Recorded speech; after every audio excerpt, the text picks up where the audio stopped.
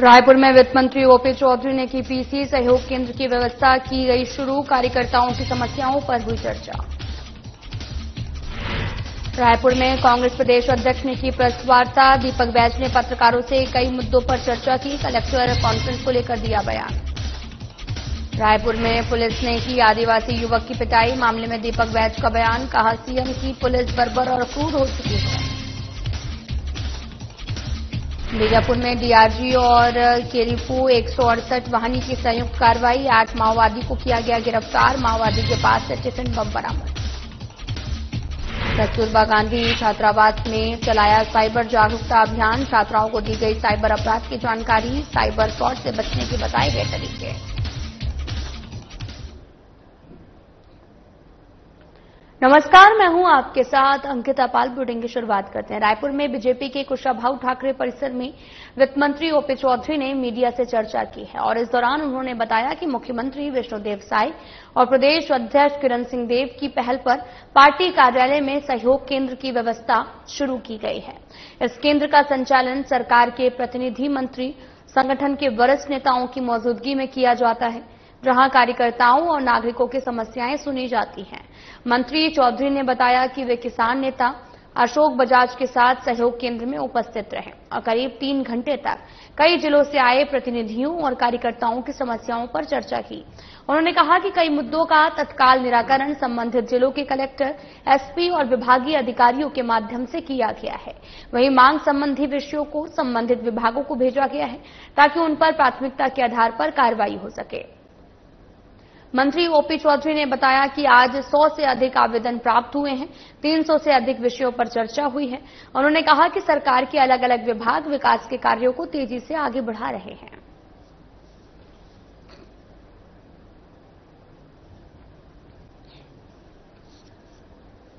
आदरणीय मुख्यमंत्री जी के और आदरणीय हमारे प्रदेश अध्यक्ष जी के पहल से सहयोग केंद्र की व्यवस्था पार्टी कार्यालय में की गई है और यह सहयोग केंद्र का जो संचालन होता है उसमें सरकार के प्रतिनिधि के रूप में एक मंत्री और हमारे संगठन के कोई न कोई वरिष्ठ पदाधिकारी साथ में बैठते हैं और प्रदेश भर के लोगों के कार्यकर्ताओं के विषयों को सुनते हैं।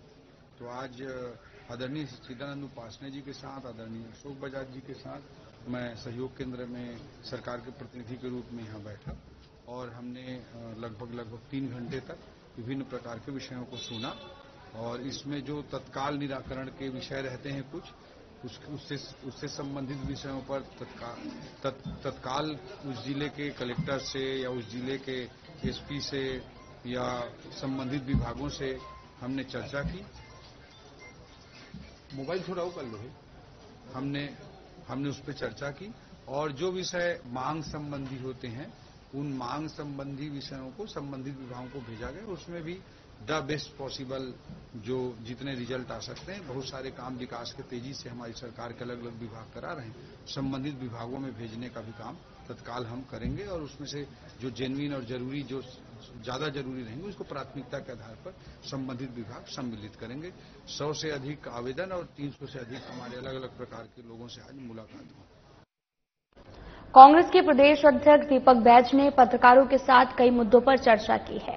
मुख्यमंत्री विष्णुदेव साय की अध्यक्षता में मंत्रालय में आयोजित कलेक्टर्स कॉन्फ्रेंस 2025 में सुशासन, पारदर्शिता और जनहित के नए मानक तय किए गए हैं और बैठक की शुरुआत निर्धारित समय से पहले हुई है, जिसने पूरे प्रशासन को मुख्यमंत्री की वर्क, डिसिप्लिन और परिणाम केंद्रित कार्यशैली का सीधा संदेश दिया है। और साथ ही आपको यह भी बताते चलें कि जिसने पूरे प्रशासन को मुख्यमंत्री की वर्क, डिसिप्लिन और परिणाम केंद्रित कार्यशैली का सीधा संदेश दिया। बैठक में मुख्य सचिव, विकासशील और सभी विभागीय सचिव, संभागायुक्त और कलेक्टर उपस्थित रहे। मुख्यमंत्री ने प्रारंभ से ही स्पष्ट कर दिया है कि शासन की नीतियों और योजनाओं का अंतिम लाभ जनता तक समयबद्ध और पारदर्शी तरीके से पहुंचना ही सुशासन का वास्तविक अर्थ है और इस दिशा में किसी भी स्तर पर ढिलाई स्वीकार नहीं होगी। प्रदेश कांग्रेस अध्यक्ष दीपक बैज ने पत्रकारों से चर्चा करते हुए कहा कि कल मुख्यमंत्री ने कलेक्टर कॉन्फ्रेंस किया है और ये कॉन्फ्रेंस पूरी तरह से औपचारिकता मात्र साबित हुई है। पटकने को मजबूर हो चुकी है और फिर से कलेक्टर लोग कहते हैं कि अभी धान खरीदी शुरू होने वाली है और कहीं भी गड़बड़ी हुआ तो कलेक्टर उसके जवाब दे हैं। अब मुख्यमंत्री जी से पूछना चाहते हैं, धान खरीदी का निर्णय सरकार का है, नीति सरकार बनाती है और बारदाने देना, परिवहन का व्यवस्था करना, मिलरों के साथ नीति बनाना, अनुबंध बनाना है तो सरकार का काम है। फिर कलेक्टरों को इस तरह से डराकर दबावपूर्व इस तरह का दबाव बनाना, मैं समझता हूं कि ये सरकार अभी से ही एक नया बहाना शुरुआत कर दी है कि किसानों को कि धान 21 कुंटल न खरीदा जाए, उसके लिए कहीं न कहीं बहाना बना रही है। सरकार ने कलेक्टर और एसपी कॉन्फ्रेंस 3 दिन का रखा था और तीसरे दिन सुशासन की समीक्षा पर चर्चा होनी थी। कल होने वाली समीक्षा को रद्द कर दिया गया है और आज कॉन्फ्रेंस का समापन भी है। कॉन्फ्रेंस में मुख्यमंत्री ने अलग अलग विभाग की बैठक ली है। वहीं मुख्यमंत्री ने सभी जिलों के कलेक्टर को सख्त निर्देश भी जारी किए हैं। इस मामले में प्रदेश कांग्रेस अध्यक्ष दीपक बैज ने कहा कि सरकार ने कलेक्टर और एसपी कॉन्फ्रेंस 3 दिन का रखा था। तीसरे दिन सुशासन की समीक्षा पर चर्चा होनी थी। पहले दिन कलेक्टर कॉन्फ्रेंस किया गया, दूसरे दिन एसपी कॉन्फ्रेंस किया गया, तीसरे दिन के सुशासन की समीक्षा को रद्द कर दिया गया। दरअसल विष्णु का सुशासन केवल ढोंग और कागजी जुमला है। सीएम और सरकार में साहस नहीं है कि अपनी कथित सुशासन की समीक्षा कर सके।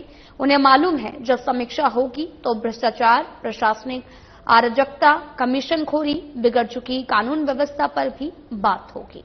इन सब मामले में सरकार फेल साबित हो चुकी है। सुशासन के गुब्बारे की हवा ना निकल जाए इसलिए समीक्षा रद्द कर दी गई है।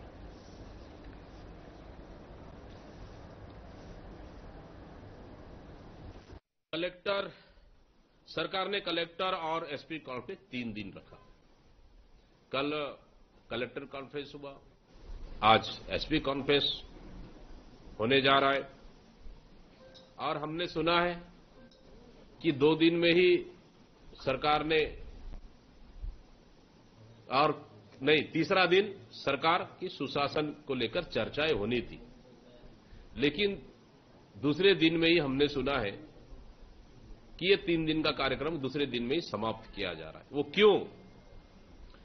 दरअसल विष्णु का सुशासन केवल एक मात्र ढोंग है।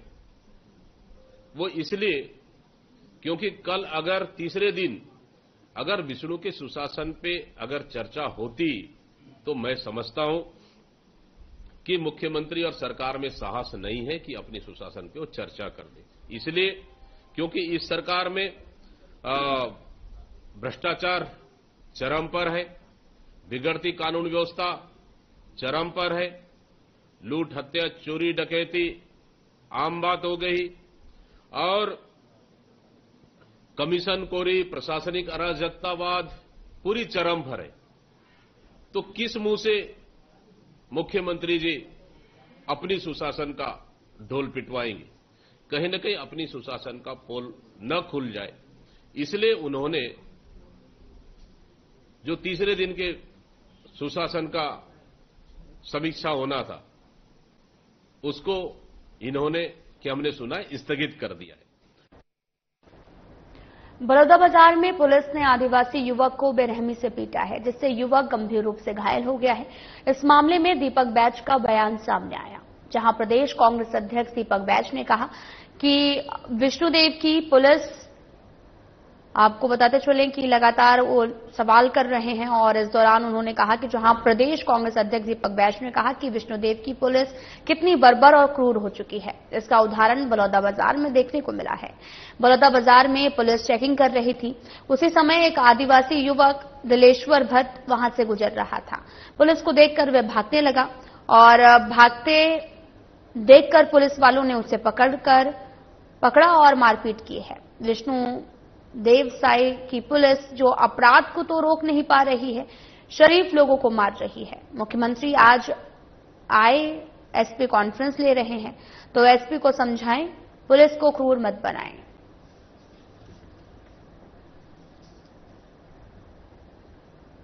घटना एसपी कॉम्प्लेक्स हो रहा है और इधर बलौदा बाजार में चेकिंग के दौरान एक आदिवासी युवक किसी कारणवश पुलिस के डर से भागना शुरू करता है, लेकिन पुलिस वाले उनके पीछे दौड़ते हैं, उनको पकड़कर लाते हैं और वहां की बलौदा बाजार के टीआई ने उन्हें पकड़कर उनके साथ गाली गलौज साथ ही मारपीट करते हैं। मारपीट इतना ज्यादा कि उनको उनके पीछे के हिस्से में 7 टाके लगे और लगातार खून लगातार बहता रहा। मतलब विष्णु के सुशासन में क्या पुलिस इतनी बर्बरता हो चुकी है, इतनी क्रूर हो चुकी है? एक तो अपराधी को रोक नहीं पा रहे, लाइन ऑर्डर संभल नहीं रहा है, फिर आम आदमी शिकार क्यों? वहां का दिलेश्वर भट्ट एक आदिवासी है, तो उनके साथ मारपीट क्यों? किस वजह से मारा गया? कौन सा जुर्म उन्होंने किया था? क्या वांटेड अपराधी था? क्या तड़ीपार था? क्या पुलिस को उनसे जान की खतरा थी? आम आदमी को उनसे जान से खतरा थी जो उनके साथ मारपीट किया? ये सरकार को जवाब देना चाहिए। क्या पुलिस प्रशासन और सरकार गुंडे और असामाजिक तत्वों को कंट्रोल नहीं कर पा रही है, तो अब उनका गुस्सा दिलेश्वर भट्ट जैसे एक आदिवासी आम नागरिक उनका शिकार हुआ, उनका गुस्से का? क्या ये विष्णु का सुशासन है? आज एसपी कॉन्फ्रेंस है, क्या इस पे चर्चा होगी? मैं समझता हूं कि सरकार को इस तरह की बर्बरता और क्रूर नीति को बंद करना चाहिए। आम आदमी को मारना पीटना बंद करना चाहिए, नहीं तो मैं समझता हूं कि इस सुशासन नहीं, इस सरकार में बल्कि जंगल राज चल रहा है। बीजापुर जिले के बासागुड़ा थाना क्षेत्र में डीआरजी और केरिपू 168 वाहिनी की संयुक्त कार्रवाई में 3 लाख रुपए के इनामी 3 माओवादी सहित 8 माओवादी गिरफ्तार किए गए हैं। पुलिस ने पुतकेल से पोलमपल्ली जाने वाले रास्ते में पोलमपल्ली के पास में विस्फोट और प्रतिबंधित संगठन के प्रचार प्रसार की सामग्री के साथ 8 सक्रिय माओवादियों को पकड़ा है। इनमें 3 माओवादी 3 लाख रुपए के इनामी हैं। इसके साथ ही पकड़े गए माओवादियों के पास से टिफिन बम और detonator, safety fuse, cordex wire, battery, बिजली का तार, जमीन खोदने का औजार और शासन विरोधी नारों के पंपलेट बैनर बरामद हुए हैं।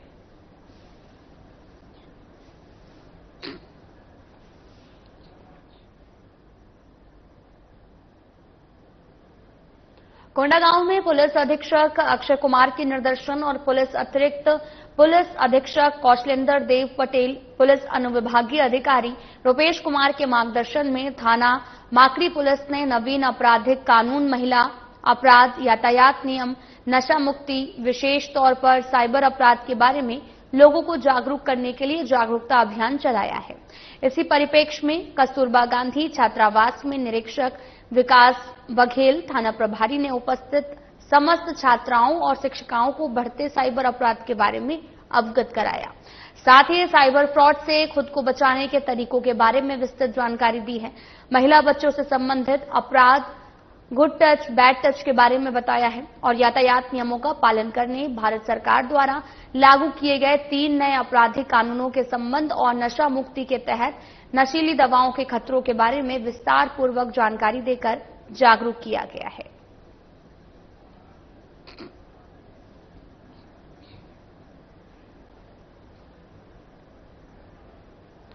तो आपको बताते चलें कि डीआरजी और केरिपू में छात्रावास में लगातार साइबर जागरूकता अभियान चलाया गया। छात्राओं को साइबर अपराध की जानकारी दी गई है। साइबर फ्रॉड से बचने के तरीकों के बारे में बताया गया है।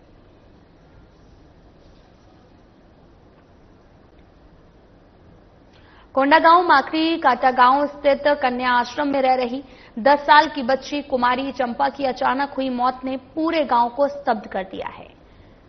प्रारंभिक जानकारी के अनुसार आश्रम के सभी बच्चे खाना खाकर खेल रहे थे।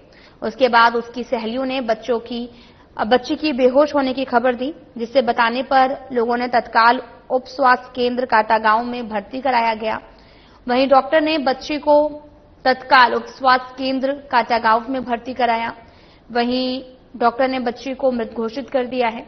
प्रार्थियों की रिपोर्ट पर बीएनएस कायम कर जांच पंचनामा कार्रवाई में लिया गया। हालांकि अभी यह स्पष्ट नहीं हो पाया है कि दुर्घटना थी या किसी अन्य कारण से हादसा हुआ। और इसी कड़ी में ब्लॉक कांग्रेस कमेटी ने पुलिस थाना और तहसील कार्यालय अनुविभागीय अधिकारी को ज्ञापन सौंपा। ब्लॉक अध्यक्ष कांग्रेस कमेटी गौतम साहू ने पीड़ित परिवार को मुआवजा और परिवार के सदस्य को सरकारी नौकरी देने की मांग की है।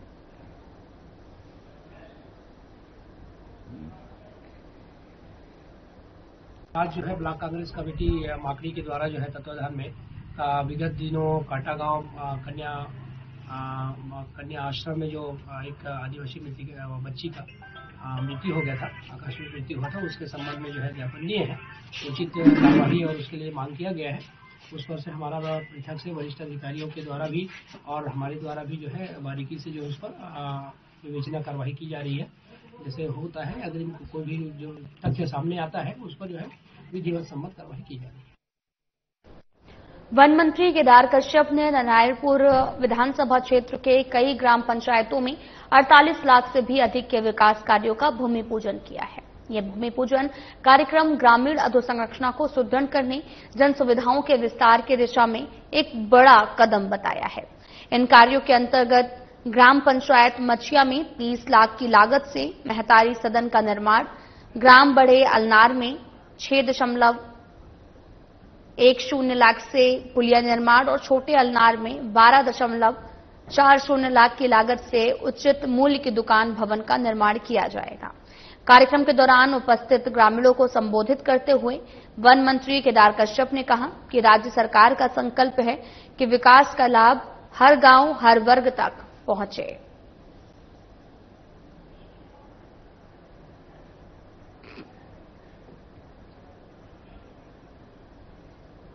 उप मुख्यमंत्री और नगरीय प्रशासन और विकास मंत्री अरुण साव ने नवा रायपुर स्थित विश्राम भवन में वरिष्ठ विभागीय अधिकारी की बैठक लेकर कार्यों की समीक्षा की है। उन्होंने दीपावली के पहले सभी नगरीय निकायों में कर्मचारियों को वेतन का भुगतान सुनिश्चित करने के निर्देश दिए हैं। उन्होंने नगरीय प्रशासन और विकास विभाग के मंत्रालय, संचालन और सूडा की टीम को बेहतर समन्वय के साथ समयबद्ध तरीके से कार्य करते हुए लेट लतीफी से बचने को कहा गया है। सभी कार्य तय समय पर सीमा में पूर्ण गुणवत्ता के साथ धरातल पर नजर आने चाहिए। उप मुख्यमंत्री साहब ने नगरीय निकायों में विकास कार्यों की स्थिति की जानकारी लेते हुए समयबद्ध क्रियान्वयन पर जोर दिया है। नगरीय प्रशासन विभाग के सचिव डॉक्टर बसवराजू एस और संयुक्त सचिव डॉक्टर रेणुका श्रीवास्तव भी समीक्षा बैठक में शामिल हुई। राज्य शहरी विकास अभिकरण के सीईओ शशांक पांडे, अतिरिक्त सीईओ दुष्यंत कुमार और उप सचिव डॉक्टर ऋतु वर्मा सहित तमाम लोग समीक्षा बैठक में मौजूद थे।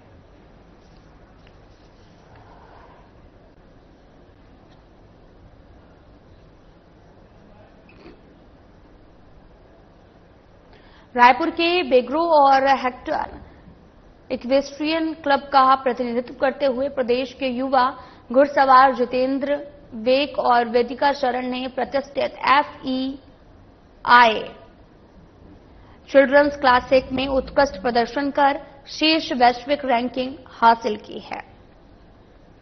उप मुख्यमंत्री अरुण साव ने युवा घुड़सवारों की सराहना की है और उज्जवल भविष्य की शुभकामनाएं दी हैं। रायपुर की वेदिका शरण ने राष्ट्रीय स्तर पर रजत पदक जीता।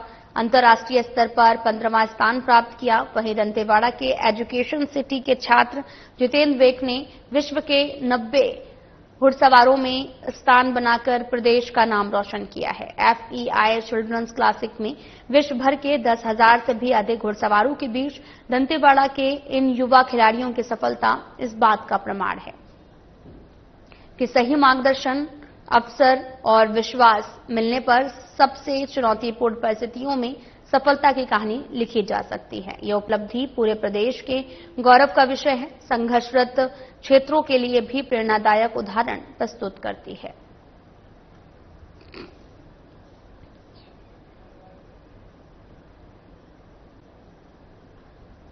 कोंडागांव उपस्थित ग्रामीणों और जनप्रतिनिधियों को साइबर अपराध के साथ साथ महिला अपराध, यातायात के नियम, नवीन आपराधिक कानून और नशा मुक्ति के संबंध में दी गई थी विस्तृत जानकारी। और पुलिस अधीक्षक जिला कोंडागांव अक्षय कुमार के निर्देशन में अतिरिक्त पुलिस अधीक्षक कोंडागांव कौशलेंद्र देव पटेल, पुलिस अनुविभागीय अधिकारी कोंडागांव रुपेश कुमार के मार्गदर्शन में थाना माकड़ी पुलिस द्वारा नवीन आपराधिक कानून, महिला अपराध, यातायात नियम, नशा मुक्ति और विशेष तौर पर साइबर अपराध के बारे में लोगों को जागरूक करने के लिए थाना माकड़ी क्षेत्र में लगातार जागरूकता अभियान चलाया जा रहा है। और इस परिप्रेक्ष्य में ग्राम पंचायत तमरावंड में निरीक्षक विकास बघेल, थाना प्रभारी माकड़ी द्वारा उपस्थित सभी ग्रामीणों और जनप्रतिनिधियों को बढ़ते साइबर अपराध के बारे में अवगत कराकर साइबर फ्रॉड से खुद को बचाने के तरीकों के बारे में विस्तृत जानकारी दी गई है। साथ ही आपको बताते चलें कि महिला और बच्चों से संबंधित अपराध के बारे में बताया गया और यातायात नियमों का पालन करने, भारत सरकार द्वारा लागू किए गए 3 नए आपराधिक कानूनों के संबंध में नशा मुक्ति के तहत नशीली दवाओं के खतरों के बारे में विस्तार पूर्वक जानकारी देकर जागरूक किया गया है।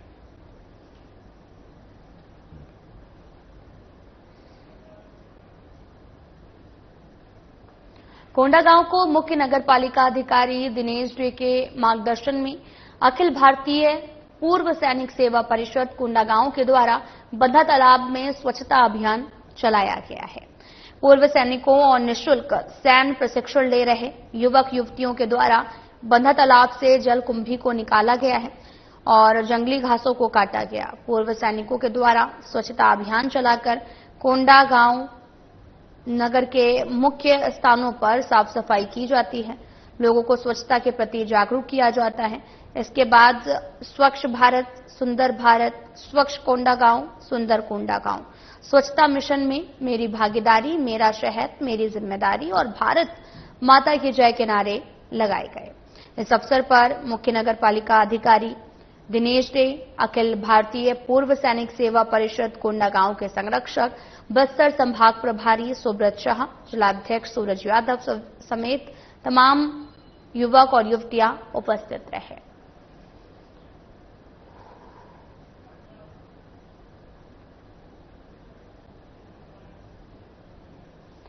फिलहाल बुढ़े में इतना ही। नमस्कार।